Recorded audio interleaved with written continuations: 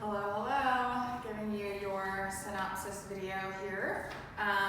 First off, your diagnosis is either excessive lumbar lordosis or what we call anterior cross syndrome. So they're saying the same thing. The excessive lumbar lordosis is talking about that curve in your low back that is normal and natural. The excessive part is that it's just gone a little bit too far forward or into what we call extension.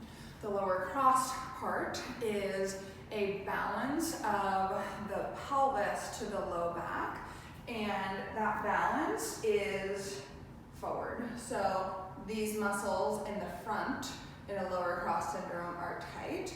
These muscles in the back in a lower cross syndrome are tight. And these muscles are weak and these muscles are weak. So hip flexors and low back extensors are tight. Low abdominals and glute max are weak. So it's a way that we can kind of balance that out. Your prognosis is great.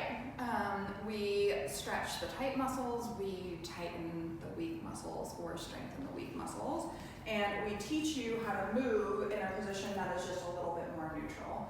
So it's really easy to kind of hang out here. Once we get these muscles and these muscles lengthened, and we get these muscles and these muscles strengthened, then you neutralize that pelvis, you neutralize that low back, and you decrease the chance of kind of doing a motion where suddenly your back isn't happy, it hasn't been there, it's been living in extension for too long, suddenly it goes into too much flexion and those vertebrae can kind of get out of alignment. We'll talk about exercises, strengthening, stretching, and also talk about posture, and then talk about neuromuscular reeducation. So once you get a muscle strong, you have to teach it how to fire. Speaking of posture, in your normal workouts, you have demonstrated a lat pull down, okay? When you do the lat pull down, it's really easy to let your rib cage go up towards that attachment of the lat pull down and let your low back arch. So when you're pulling down, you've got to figure out how to tuck under slightly, okay? You don't need to be necessarily rounded, but just neutralize that low back position, stabilize here, and then do the lat pull down. Okay, secondly, you demonstrated kind of a bent over row. Same thing, when you're here, it's really easy to kind of let this area sag. So as if you had a little bit of a string kind of from your low back pulling up towards the ceiling, and a little bit of abdominal control there, kind of tucking your belly up towards your spine. That's going to neutralize that low back as you're doing the bent over row. Additionally, with your squats, when you're doing especially your rear squat, it's really easy to just kind of drop into that anterior pelvic tilt, that lumbar extension.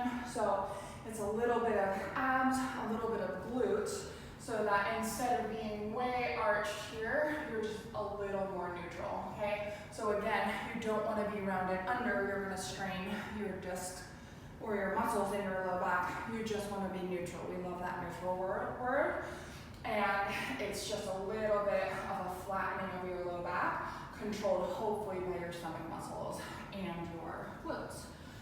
Lastly, talking about biking, same thing, same principle. When you're here and you're pedaling, it's easy just to kind of hang, let gravity drop you down towards your top tube. All you need to do is think about a little bit of an activation just to kind of lift yourself up and kind of stay strong in that cycling position. So, talking exercises, first, we want to talk about loosening these guys up. We're sitting, we're driving, your hip flexors are naturally going to get super strong and too tight. So, hip flexor stretch, exercise number 1. You're going to be in a kneeling position, assuming that your knee is okay.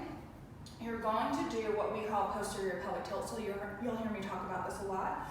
A posterior pelvic tilt is simply tucking your tail under, bringing your pubic bone up, bringing your tailbone down, okay? So before you even try to get a stretch, you've got to just tuck under. Then you're going to engage your glute muscle. So you're going to fire here in order to try to push your pelvis forward. And just that should create a stretching sensation there.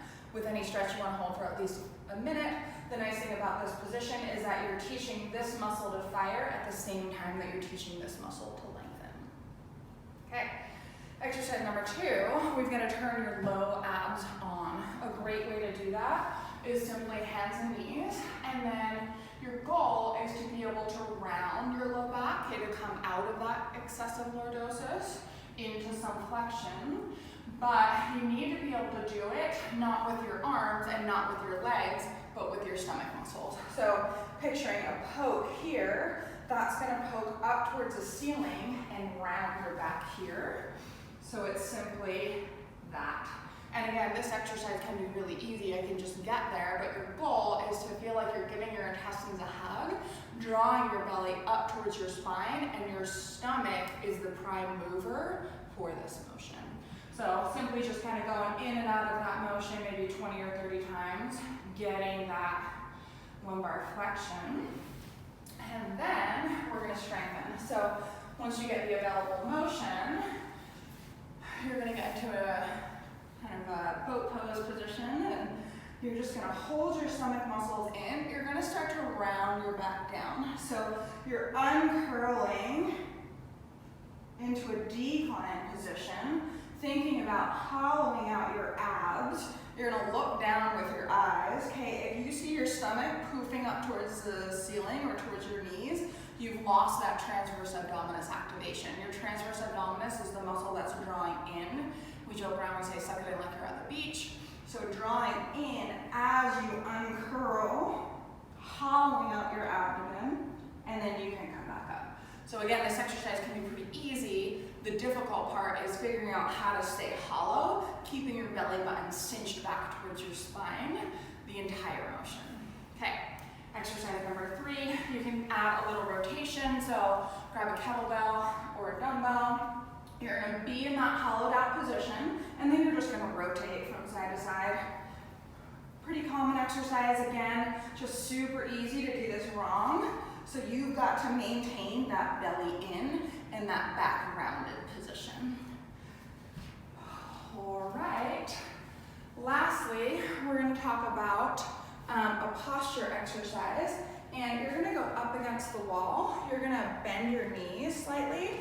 You're going to try to flatten your back against the wall. You're going to get your head against the wall. Then you're going to see if you can reach your arms up overhead, keeping your elbows narrow, but still keeping your low back cinched against the wall. So as you reach up overhead, it's going to be really easy to get a little bit of that arching and that gap in between your back and the wall.